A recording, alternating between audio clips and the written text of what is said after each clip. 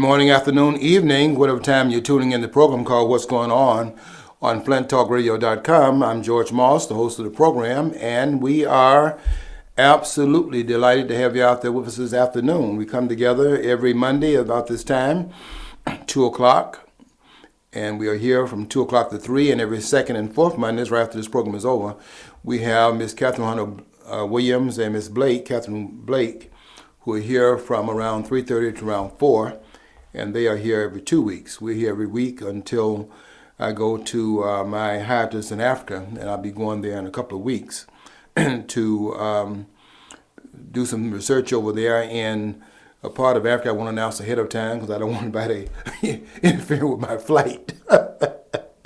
As far as looking for the cameras this afternoon here in the studio, I got this today. I can see the camera lights on right here. We got about 95,000 cameras in here.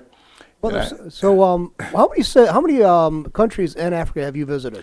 I think about 9 or 10. And there's how many? 30 and below in sub-Saharan Africa, there are 47. 47. With the Sudan having gotten its independence a couple of years ago, the two Sudans were divided, so there's another country there. 54 countries in Africa now. That was the first time for Sudan being divided. In history, it's always been one country, right? So it's been one country. It was called, the northern part of Sudan was called Nubia in history. So when you talk about Sudan, which is really the Arab word, which means the land of the blacks, Balad el Sudan, which would be the black faces in the Arabic language. But before it had the name Sudan imposed upon it from the Arab incursion in the 7th century, around 639, 640 AD, it was Nubia in that region.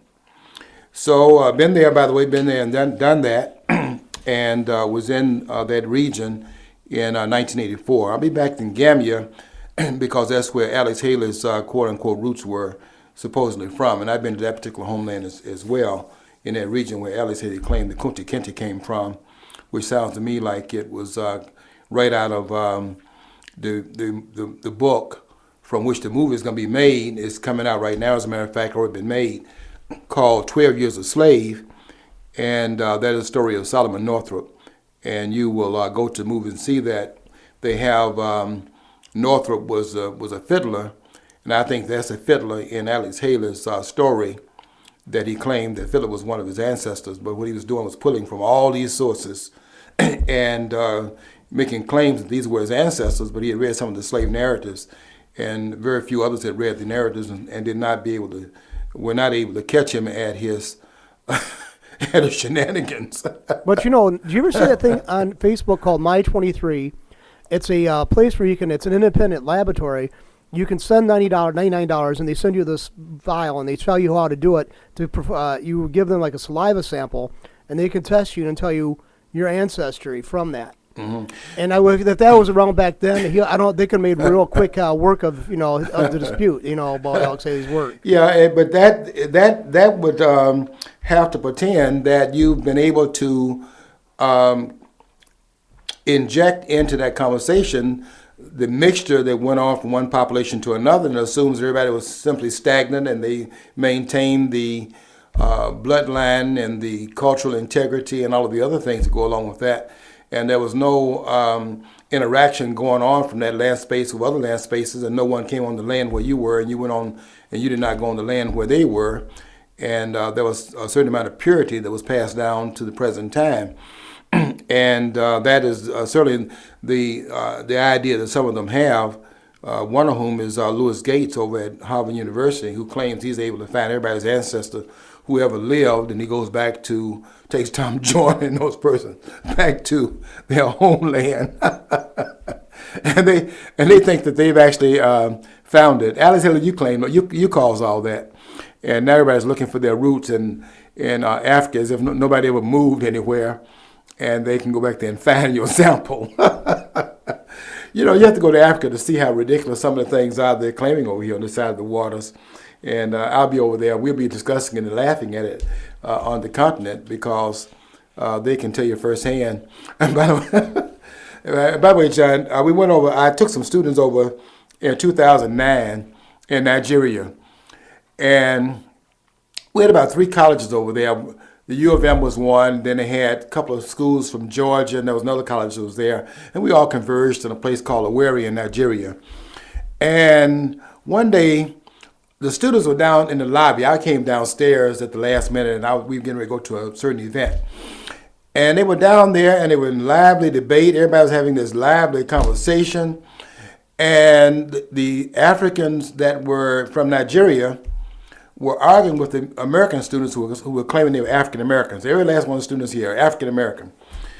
So I came down on the elevator, and I saw this animated conversation going on, heard the comments being made. And one of the students from the University of Georgia, I think it was, Savannah State, one of them, called me over and said, Professor Moss, will you come over for a minute? We're having a discussion here. And he said, I want to get you to verify what we told these Nigerians. And they were looking down their nose at the Nigerians. What do they know?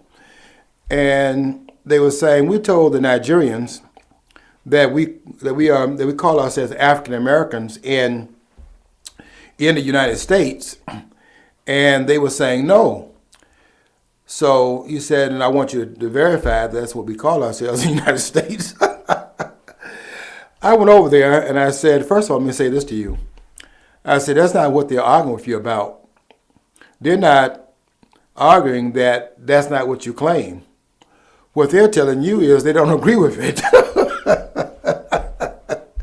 They just say, you can say anything you want to over here in the United States. What they're telling you is that guess what? You got on a plane, that's spelled Plane, it's short for airplane. You didn't go by boat. This is not Kunta Kinte. And you flew over there, and once you got into the land space, it's called Africa. It's the second largest continent of 11,700,000 square miles. And on that continent there, which is only exceeded by Asia, which has a land space of 17 million square miles, that they're telling you that over here, that doesn't apply.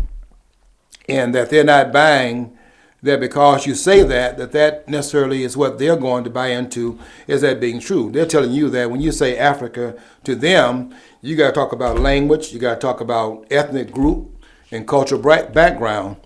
And all of that, language, let's start with that. Cultural background, let's start with that. And let's talk about the land space. Let's even talk about that. And all of that is that you are Black American. And all of the other things you're claiming, they're not buying into because they're talking from a whole different understanding of identity than what you're talking about, because your understanding is not universal. And they were taken for a loop. They thought that because that's what they believe, they had to in fact impose it upon that they had to come over there and teach the Africans who had another idea about it, that, of who they were. And even the idea that those on the continent of Africa are Africans, even that is European imposed. Well, years ago I used to hold out because my mom's family was Hungarian. So I was a Hungarian American, and so one day I had a chance to one time I got a chance to actually meet up with a cousin. They came over here in the early 1900s, and so with the two interceding wars, mayhem they had occurred during and after that, we thought for sure we'd lose contact. Well, actually, we did retain contact with people who were relatives to one side of the Hungarian family my mom came from. So they came over to visit. Well, he could speak English. The man who was visiting, his name was Gabor. Gabor came over to to interact with us, and he met us all. But he could speak just limited English. We spoke not. I mean, I can't speak Hungarian at all. My mom can speak it, but could have spoke it fluently. She did. She spoke it fluently. So did my great aunt. But here I'm talking to these people, and it just epiphany. It was like those two wars that they experienced, and those other things, those interceding periods between us and them. It changed our perspective of each other, and we're blood relatives. Mm-hmm. So I mean, it was really interesting to meet this person because he had gone through so much with the Soviet occupation of Hungary for at that point like 50, 55, 60 years, and it was before. I think it was just as if the Berlin Wall is falling, but it was really weird though to actually meet up with somebody that is part of your family, but so vastly different, and you have this like blood connection. and you want to feel this close familial connection, but your sort of life experience is so different, so vastly different. Because you are of them and you're not them, because the interposition between that space and the space where you are and where you were raised is not congruent in every way. There are some things you could say that are constant, but that's constant with the whole human family. And we make the mistake in going abroad thinking that because we are, this group, that everyone should see it through the same lens, or that's to say, see it through our lens. And that's not the way it is. And they were surprised, and I think they got a baptism and an education from that discussion they were having. Once they understood what the two arguments were, they were bringing something to the argument, but that was not the whole story. There was another argument to be made. And when they found out that their argument was not total and complete, it surprised them. And I had a certain understanding of that because I had gone through the same thing here in Flint. When we had the All-African Association of Greater Flint organized in 1986 by those persons like Dr. Dennis at the University of Michigan. And I went to the founding meeting of that organization that was setting up. They were basically inspired by Adam Mazuri's work, who had put out a 6-part series on the PBS station called The Africans, and they were going to set up a group here that was so inspired by it that was going to bring the African members, all of whom from different parts of Africa, together in an association. And my friend and I went to the organizing meeting, and we were all sitting there introducing ourselves in the first session, and Dr. Dennis, who was working at the University of Michigan at the time, who was an anthropologist, stood up and he said that he was an African, he was from Liberia, and then another person got up and said he was from Ghana, and he said he was African, and they went around the room and finally got to my friend. There were two of us from America that were there, and my friend got up and said his name and said he was an African, and immediately all the Africans in the room who knew this person, an artist in the local community, they objected and said to him, said his name, and said, "You're not an African." And this person said, "Yes, I am an African." And so they asked him where was he from. And when he said Detroit, I think they had to pick up everybody off the floor. Everybody fell off the chairs. And I'll tell you what my reaction was, because we both went out of the meeting after it was over, and we were both comparing notes, and we both agreed that those are some confused Africans, because we couldn't be wrong. And so, but see, that was my first baptism. Now that was but I should have known better, because I had gone to Egypt 2 years earlier than that. I was in Egypt in '84, and I was going to be down with the cause. I was going in the stores, I'm bartering, and I'm making all the wrong cultural mistakes. Guy would give me a price. I'm from New York, I'm from Detroit, I'm from Flint, so what do I know? I just know how that works. I didn't know how it worked over there. So the guy would give me a price. He would say, this costs this much money. I put the money down there. As I got ready to walk out, I would hear this sound, ah! So I kept getting those ahs. Everywhere I went, somebody was giving me one of those, ah!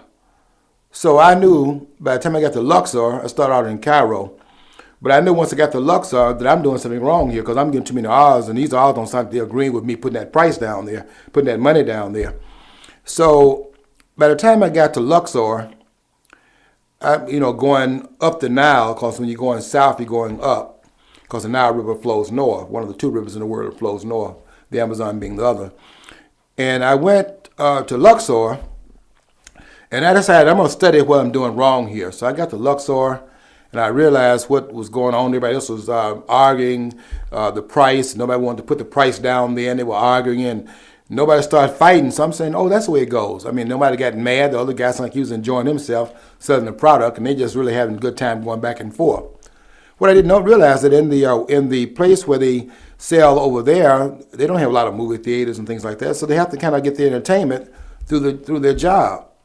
So the back and forth is a way that they actually engage themselves so as to have a certain amount of enjoyment in the workplace, as they're working all day, and when they go home, it's time to go to bed. because they're working all day just trying to make a living over there with the kind of wages they're making. And so I finally got it down to a science. I was watching everybody doing it, and so I said, oh, that's the way it goes. So in Luxor, I decided to, in fact, apply my new awareness in that environment. So I waited my time to go to the counter, but I'm watching all the groups getting their price. I went to the counter, laid my wares down there, because I didn't bought the shop out. And I said, look, brother, I said that you gave this group over here from Asia, I saw you gave them this price. And over there was a people from France, and they got a certain price, and you gave them that. I put my hand next to his hand. I said, look, brother, we are the same, because he was brown skinned. I put my hand next to his hand. And I said, we are the same, so I want the best price.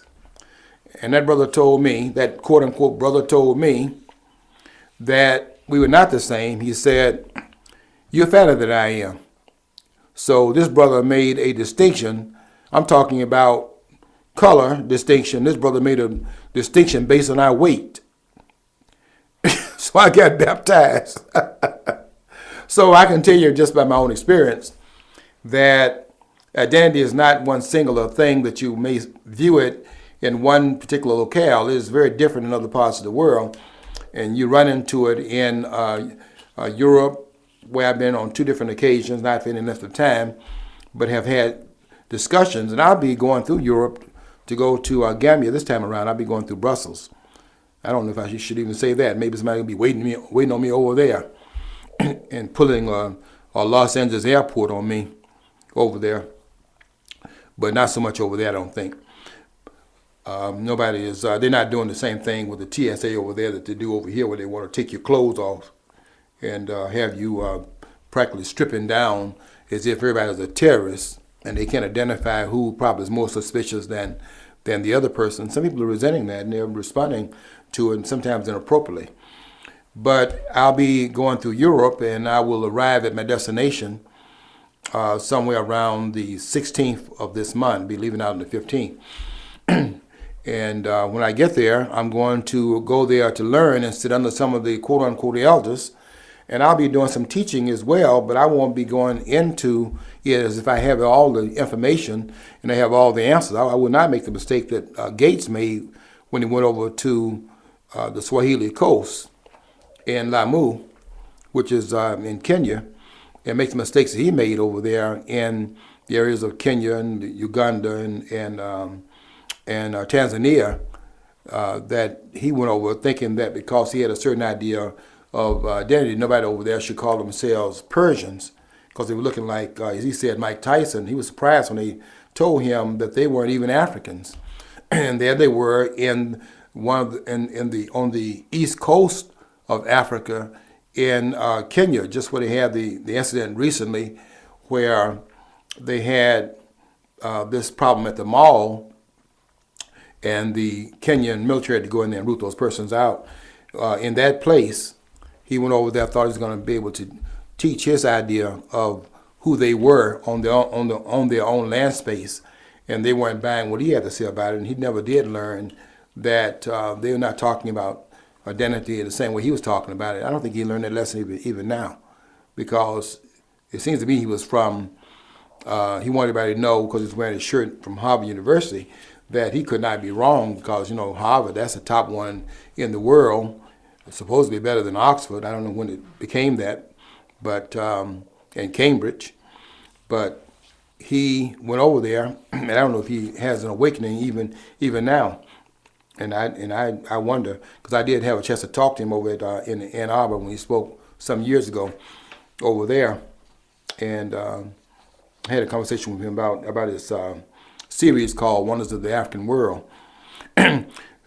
Anyway, that is something I'll take to my next visit, and I'll be there for a couple of weeks, a little bit more than that, and I will go there as a scholar in residence in terms of going to learn what I can learn, and I'll import some information from my standpoint as well. But all of us are empty vessels and don't have all the answers. We have some of the answers. And we have to go there with that understanding, I think, in order to get their respect. I do have a lot of friends wherever I've gone because I go there with the understanding that I have a lot to learn from those who are already on the land space, and I go there to pick from their brains and bring the information back from what I gather from what they understand, and we try to put those into a thematic whole and make some sense of it. What I want to talk about today basically on the program is really three things, and I wonder if I'll get a chance to get to all of them, but we'll try. One of the things I want to get to is this speech that Jesse Jackson gave last Wednesday at a small college. I had never heard of this school before. It's one that's in Glenville, I think it is Glenville. It started in Edgefield, South Carolina, but later on was moved. A very small college, but larger than the one that I graduated from my undergraduate work. This school has about 2,700 students in it, but it's turned out, I understand, more PhDs than, and I could be wrong here, but I think I read that they turned out more PhDs than any other, for a longer period of time, than any of the other college or university in the South. And that would be quite amazing given the fact that there are only about 2,700 students there right now. But there's a Class A liberal arts school, and they invited Jesse Jackson there to celebrate what was called, and let me get the name of the session that they were having down there. Here's the name of the program they had, in which they thought they could invite Jesse because of the title of the conference, Keeping Hope Alive. Jesse Jackson always talks about that, so he was seen fitting to be the spokesperson or one of the keynote speakers at the event, called Keeping Hope Alive, commemorating the 50th anniversary of the Civil Rights Movement. And you would think that's right down Jesse Jackson's alley. Well, here's what the Reverend Jackson stated at the program, and I wanted to come to the studio and talk about just a little of his speech, because I kind of knew ahead of time that if it has anything that Jesse Jackson said, I probably would disagree with most of what he talked about. But I preempted myself because I found out that I didn't disagree with most of what he said. I disagree with everything he said. And when I read some of the comments, I think you'll be able to see why. One of the quotes in the article about the speech, which he gave last Wednesday, the 30th of last month, is the following quote: "Those in the Confederacy sought to maintain the walls of slavery and secede from the country. The shots fired at Fort Sumter, the beginning of the Tea Party, the Fort Sumter Tea Party, who sought to secede from the Union, set their own government up, their own currency, sought to ally with France and Britain to form their own country." So these were Tea Party members. He went on to bash President Ronald Reagan and former Republican presidential nominee Barry Goldwater, who, according to Jackson, were proponents of segregation. Goldwater, this is a quote, "Goldwater and Reagan had been successful. If they had been successful, it would have been illegal for blacks and whites to play together on a Saturday afternoon. You couldn't have had the Carolina Panthers behind the Cotton Curtain playing the Atlanta Falcons." The Cotton Curtain. Let's see, do I remember the Cotton Curtain? Yeah, the Cotton Curtain, which was what they talked about at the Cotton Exposition in 1895. The Cotton Curtain being the Cotton South, which would have, according to Jackson, not have ended with slavery in 1865, but we would have the same kind of impositions in place as of the time that President Reagan was in office, which was in 1981. So all the way up from 1865,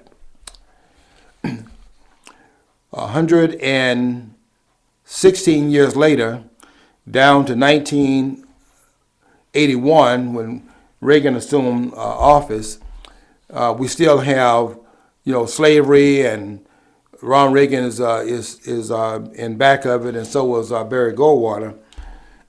And this was the Tea Party back in the time period. Don't forget the Tea Party hadn't even been organized at this point, but they're firing on Fort Sumter, according to Jesse Jackson's understanding of history.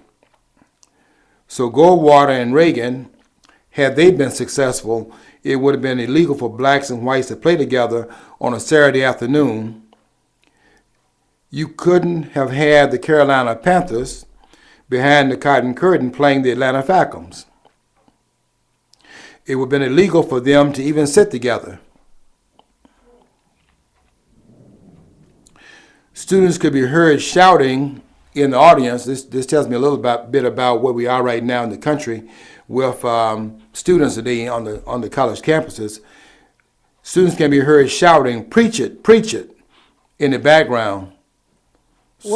Okay, but Reagan already came to power as president after the 1960s. I don't think he could have forced the country backwards if he wanted to. And then people sit there and accept this. Yes, because they're so stupid. They're so dumbed down that they don't realize the flow of time. And Reagan was a president in the 80s. John, have you seen some of those things they have on the networks where they go around asking people on the street these questions about various political things? They'll say, how do you feel about President Obama having as his vice president the former governor of Alaska, Sarah Palin? And people will say, I think it's a good idea. I mean, and there's some other questions they ask. I think there should be requirements to have to meet before you're allowed to vote. I'm beginning to think that. Yes. Look, at one time, I think we had it right at that time. There was a disposition that they required for people to vote. And we're not going to go back to that, but I can tell you what it once was in this country, and there was a property disposition. Because if you didn't have some stake in the game, I mean, if people were on welfare, they don't have any stake in the game. They don't care who's in there as long as they get their check. And so they go there and punch a button for the ones that send them a check, regardless as to what the fiduciary elements are and its impact upon the country's well-being. They just want to get paid. I actually seen that. One time I was passing out literature for a friend of mine running as a Republican, but low-key in this area. Just down here the street, I was down the school, down the polling place down at Williams School. And I passed the literature to this woman. She looked at it. She goes, "Oh, he seems like a nice guy. Is he a Democrat or Republican?" I said, "Well, he's a Republican." She goes, she hands it back. "My mom said to vote for Democrats because they help us people out on welfare." And I mean, I was like, okay, that's what you're teaching your kid. Basically, you're owed something from somebody else. It is amazing to go out there and have them go out there in the streets and ask these questions to the man on the street, woman on the street. And what they say to some of the most ridiculous questions that you can ask and have people actually responding to it. Do you support the president looking to reduce the threat of Bin Laden in terms of his future attacks in the United States? Now, Bin Laden been dead how many years now? And I think it's a good idea that we hunt him down, and I hope that he won't be able to do X, Y, and Z. And they're not even aware of the most visible news reports that are out because they're not paying attention to what's going on. It's just everybody's in their own little world. And so it's really quite amazing that you get these responses, not just on the street, you're getting them also on college campuses today because they don't really pay attention to current events. I mean, it's just like, they're just like parrots. They were telling Jackson, preach it, in the background as he was making these really ridiculous comments. But he didn't stop there. Here's something else Jackson said. He continued calling the U.S., and I had to write about this part here, the land of the free and the home of genocide. Now, I wrote a whole 4-page article this morning when I got up this morning and read the account of Jackson's speech. I had to write about this part here where Jackson would call the country the land of genocide. I think that's because, I don't have to think about it, I know that's because of the controversy going on right now. Whether we should change the name of the Washington Redskins to some other name because it is disparaging to the Native Americans. And of course, I think it is disparaging, which I think we ought to just drop the name Washington from it and not name it after the people over there who are the politicians in that city, and just call it the Redskins, which I refuse to believe that that's because you're going to name your own team after something that disparages a group. Because how do you do that without disparaging your team at the same time? I think it's something different that's going on here, and that's to embrace the noble people that were in the Native American population, and it is a celebration of who what they represented in the culture of this country, and the things that they did. Let's talk about the Pilgrims, for example. I mean, why can't we see it through that lens that they were actually paying some homage to the Native Americans, and they're acknowledged as being red skin. So to distinguish them from those who are white skin, or the skins that they gave to blacks, calling the black skins, or the buffalo soldiers, those kinds of things, which were just a description to distinguish them from other groups. But they want to make it into something that was, in fact, celebrating the genocide of the Native Americans. Well, I had to write about genocide because I wanted to be clear that you can't call any one place in the world, anywhere on the planet, the place of genocide, because every place on the planet has, at some point in time, been the land of genocide. There's no place on the planet that has not been that. Because what happens in terms when two groups meet, the land is what they are meeting on, and the land is what is in fact coveted, and we have armies that are determining who the land is going to go to. And because no one is going to capitulate that the land is conceded to this group over the other group, you have to, in fact, battle it out. In fact, some groups, in order to get away from that, there's only two places where you have had people getting off the land in order to live on the water, and that is when the land is too crowded to accommodate the population, or when the people have already conceded the army is coming and they built their huts and their houses, if you will, on water, on stilts in the water to give up the land before the army arrived. That happened in Venice, I think. And yes, it happens in other parts of the world too. In Africa, you still see it. Well, another thing is too, it's like nobody talks about the Japanese. They actually exterminated the white population that was on those islands before they got there, the Ainu and the Ishi. There's only a remnant of that population still represented. I think it's in the northernmost island, Hokkaido or something like that. They were whites, and they don't talk about the butchery of them. I mean, it's okay. We're the butchers, but we never are the ones that are the victims. They ought to go and never talk about that. They don't talk about that, and we need to go and read John Toland's book, The Land of the Rising Sun, which is a very good book on the history of Japan, culminating with World War II. And what he talks about in that book is the fact that when the Japanese were in Manchuria in 1935, and they were really the supreme power in Asia during that time period. They were bigger. They were more powerful at that time than China. And what they were doing and taking over the space, that land in Asia, they were throwing babies up in the air and catching them on their bayonets. That hasn't been talked about.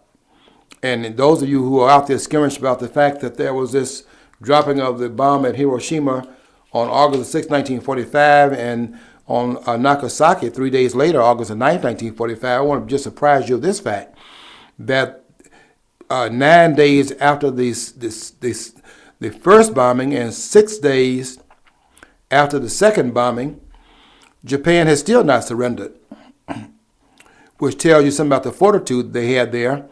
And I suggest you go and look at how tenacious they were in fighting in World War II, where they would not give up. That's why you don't ever see them with their hands up in the air like you did the Germans, where they did not capitulate. There were 100,000 Japanese on the island of Okinawa as were island hopping on the way to Japan, and there were 12,000 of them that were left out of 100,000 because they wouldn't quit fighting, even when the numbers were such that they had no way of winning. He said if we were to attempt a landing on the islands of Japan to take it in a traditional manner, we'd have to have a force of over 5 million people. and maybe 25 to 30 million Japanese would probably be killed in the process. And you try to tell, there was a professor at U of M who argued against me on this, and I mean, I don't know what they were arguing about. I said, well, look, I said, we saved millions of Japanese lives, and she went off on me about that. Oh, they don't understand the history. They don't understand that you got to win a war, otherwise you're going to have more losses in the future. And they don't understand what Haruhito was to the Japanese people. Haruhito was a god in Japan. And when you make a leader a god, then people are willing to do what they were doing in that war. They were doing kamikaze missions, suicide missions. These are what you see right now in the Middle East. This is not invented for the first time. You've seen that with other times when religion has been elevated up to that level and people feel they are dying for some religious cause. And that's what they were doing in World War II.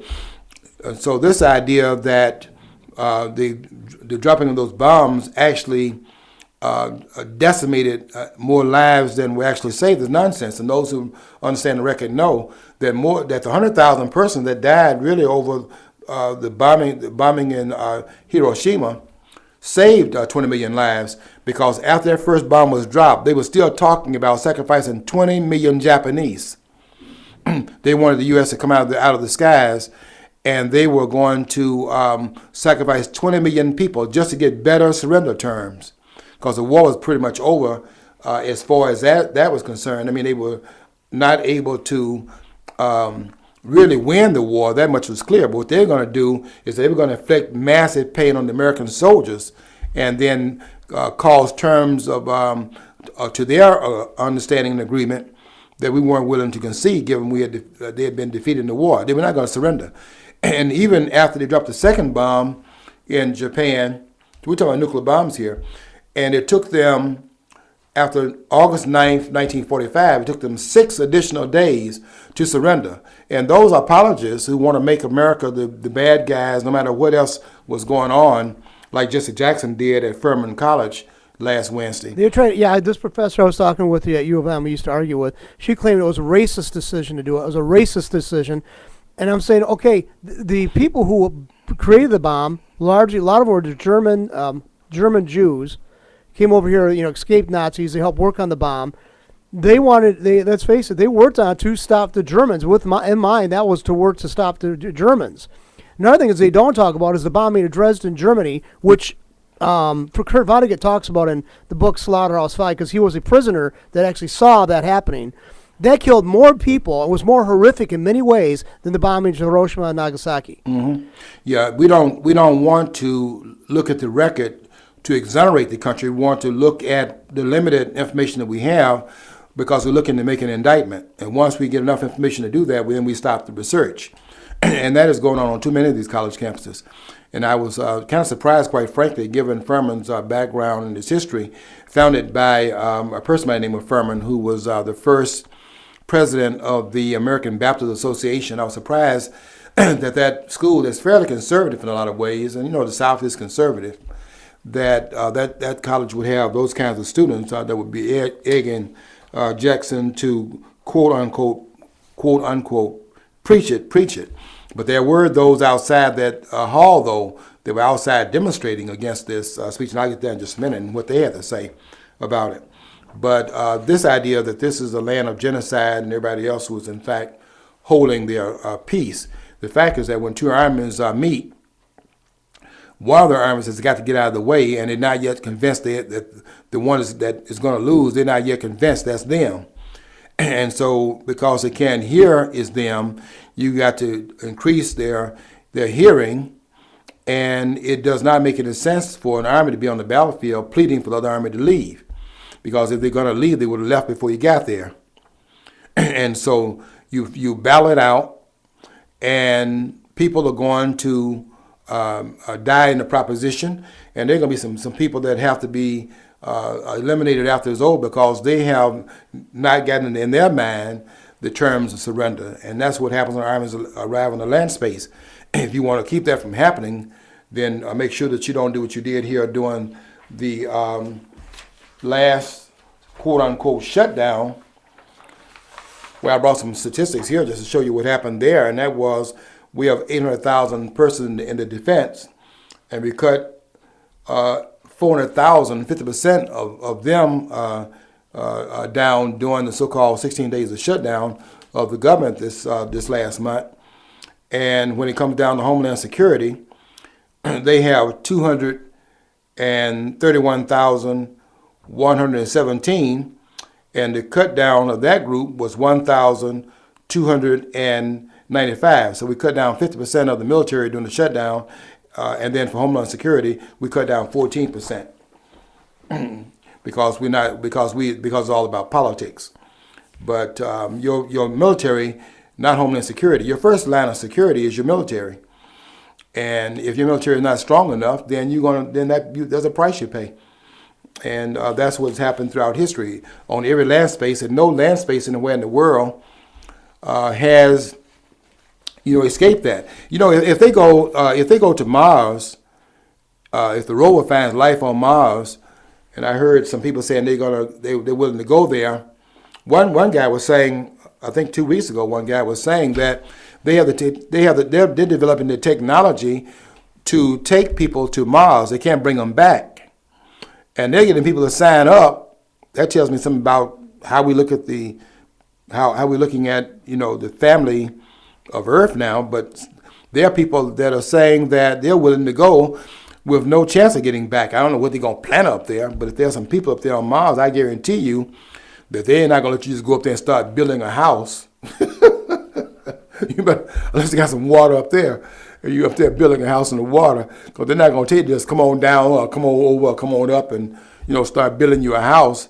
If they got an army up there, it's gonna be some more genocide practice, because that's just the way it goes. People don't give up their land without a fight, and then the army that wins, they're mad because you resisted, and then they go over there, as happened when.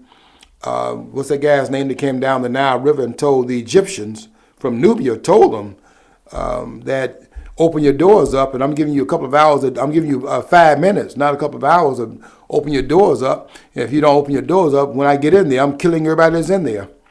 That was a black person, by the way. I don't know if Jesse Jackson read that part of the history book. But there's no monopoly on it anywhere. And when they came down the Nile River, anyone that didn't throw their hands up in the air, that was it. And they would tell you, open those doors up, open up now, get those gates open. And when they failed to do that, and they forced those gates open, then everybody in there was under duress and under attack. So that nobody has a monopoly on that. And for him to claim that genocide is a land of the United States, it really is quite a reckless statement to make. And it goes against everything that's in the history book. It was an assault. Another assault on the country that you come to expect with this guy. Jackson continued calling the U.S. the land of the free and home of genocide, a reference to the treatment of Native Americans. Jackson claimed this treatment led to the naming of the Washington Redskins football team. Now, if you believe that, you'd have to believe that the owner of the football team would want to, in fact, denigrate the team that he owns and to disrespect his own ownership of the team that's out there playing in the name of the city that he lives in. Quite preposterous when you think about it. In reality, what happened was, this is Jackson speaking again, if you killed an Indian, finally you got paid for the scalps of the Redskins of the Indians, and that's how we got the Redskins Football League. Now the Redskins are a football league. It is not. It's not a team anymore. The whole league is a Redskins Football League. I don't know if they said preach it when he made that comment. There was some light here, according to campus reform. Jackson was well received by the audience, but there was some controversy surrounding his visit. Students gathered outside the event to protest his speech, handed out flyers telling of Jackson's controversial past. According to the National Review, the literature was eventually confiscated by the administrators who told the protesters to leave. But the students didn't budge, saying they were protected by the First Amendment. Lauren Cooley, who organized the protest outside the event, stated, "It's a shame that Furman decided to celebrate such a historical event with such a divisive individual such as Reverend Jackson. He's been stirring up division for years through outlandish, anti-Semitic, anti-white, and anti-conservative statements," Cooley said.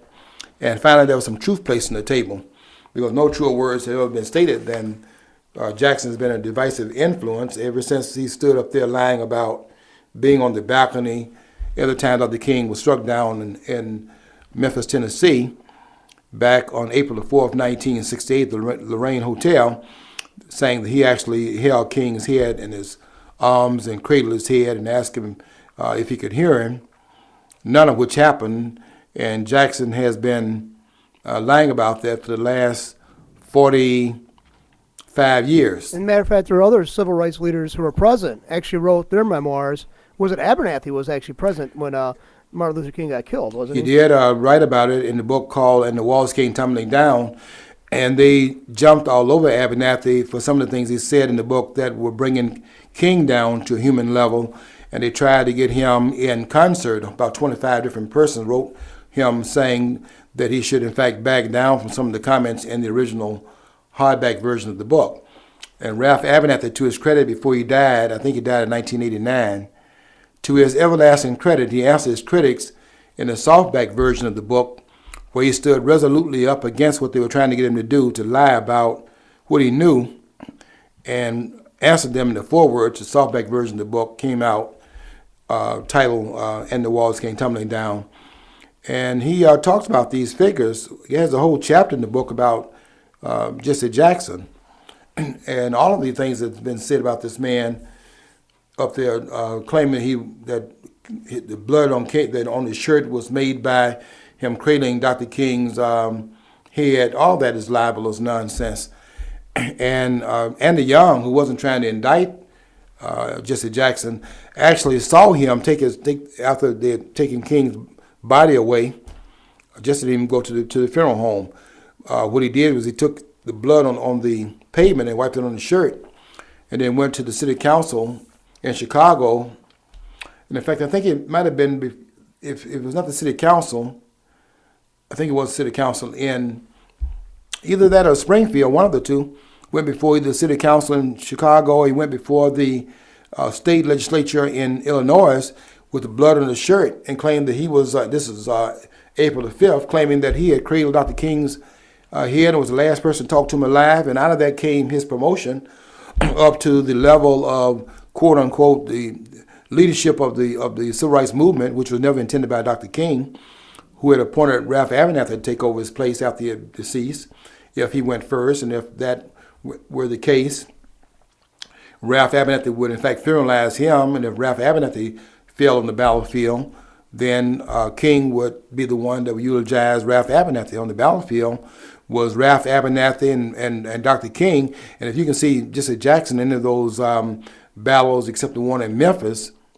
send me a telegram. Let me see which one you're talking about, because he wasn't there. All that is made up.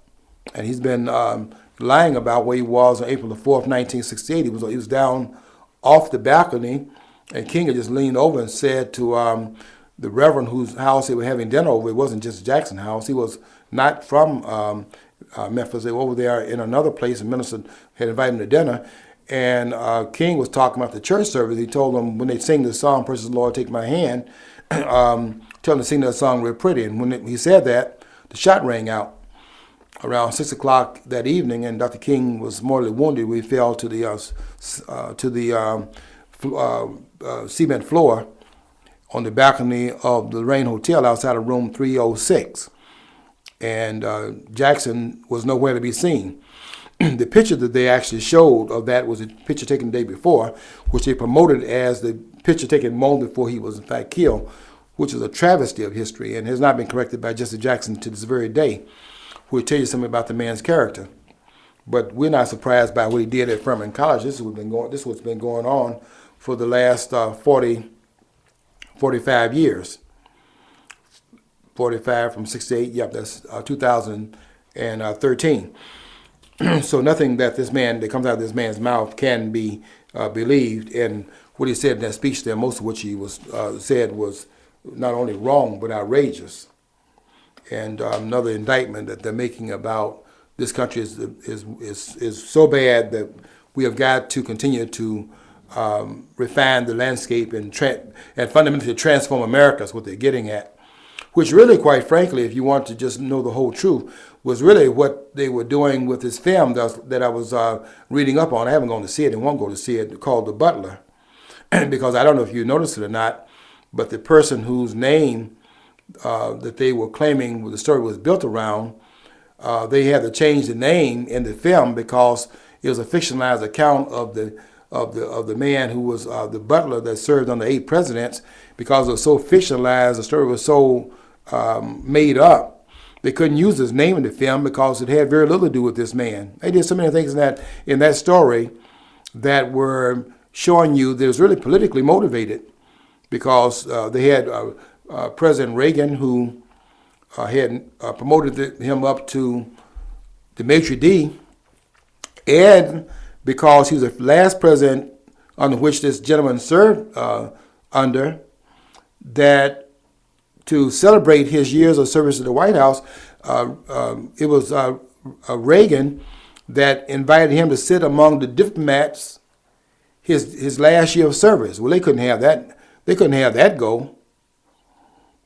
So they had to make it appear that he's sitting there fretting because he was uncomfortable and thought he was being used as a token, all that, which is never part of the memoir that was on the record. They made that up. And one of the 2 presidents that he had on his wall was President Reagan, which, if you recall correctly, it was under President Reagan that you had the King holiday, which was given to the nation in 1983. Well, 3 years later was celebrated as a national holiday as the country was getting ready. By the way, 3 years later, it was put into practice because it took 3 years to put all the particulars in place. And unlike the health care called Obamacare, which they had 3 years to put that in place, look what the chaos is there. But we're not supposed to look at that. We're looking at President Reagan being the person that was, let me get the word straight here, that it was Ronald Reagan that was, if it had been up to him, that the blacks would have been relegated to the cotton fields and couldn't play any football, and sitting together with whites that would have been put in jail.